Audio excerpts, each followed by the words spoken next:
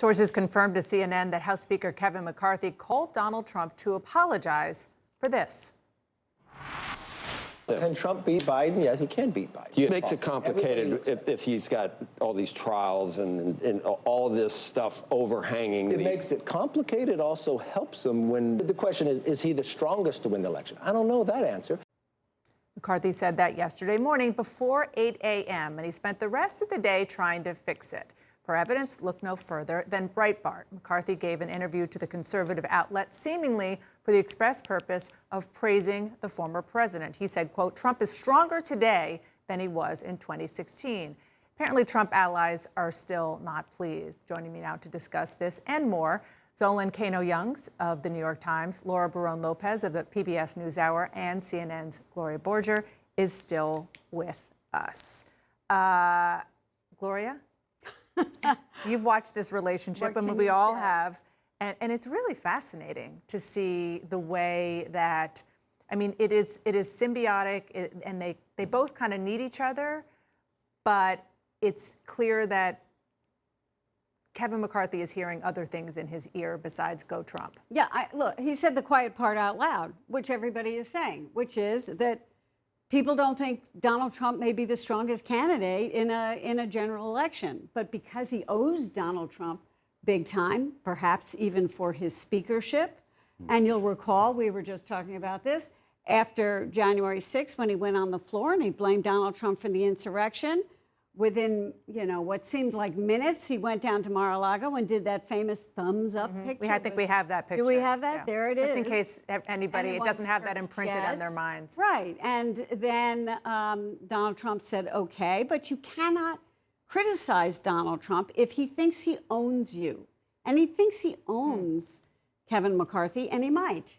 And so McCarthy had to clean up on aisle 6 and call Breitbart and say, okay, I changed my mind. Oops.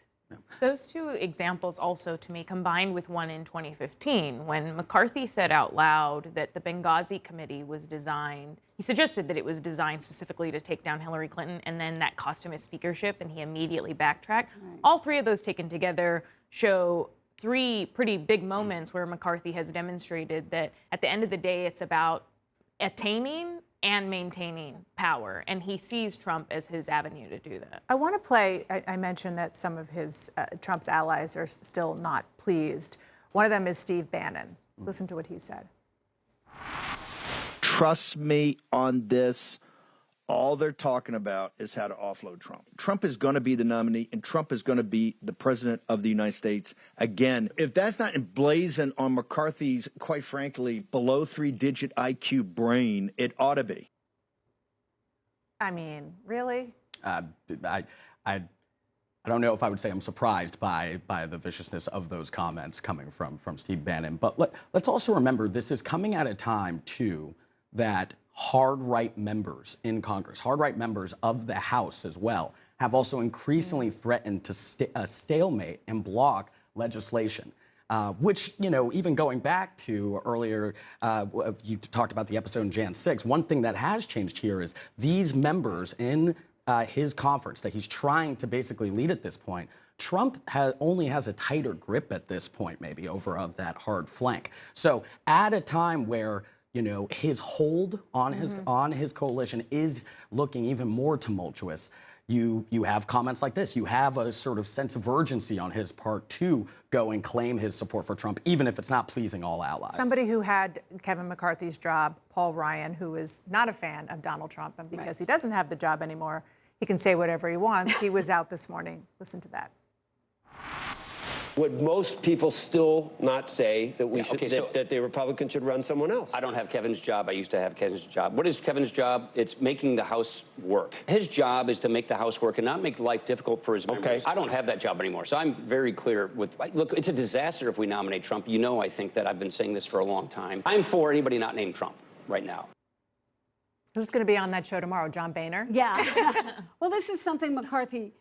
He can't say. I mean, McCarthy, it's so ironic. Here he's reached the pinnacle of his political career, and he's a political hostage at the same time. He can't say what he really thinks, which is what he said the first time, with a little bit of candor, which is dangerous in Washington. And Paul Ryan just said what a lot of people think and what McCarthy may think, but he can't because of Donald Trump and the right wing of the party. Yeah. And the voters. Axing him and the voters. He wants to keep control of the House as well. He's got to think about that. But you spoke to the candor as well of his comments here, and it does come as, you are seeing members of the Republican Party start to question whether or not Trump is the sole candidate to galvanize a Trump base, as the only person who can execute Trumpism and appeal to grievances of some of those voters that we're talking about. I think it's interesting, the candor that he displayed there, and it's something that's echoed among other members of the party too, when they see people like DeSantis kind of employing some of the same tactics as well, and a question over whether or not Trump is the best person to galvanize the Trump base. And they're not just sort of guessing, they're looking at data. They all see data, and that's basically what Kevin McCarthy was talking about.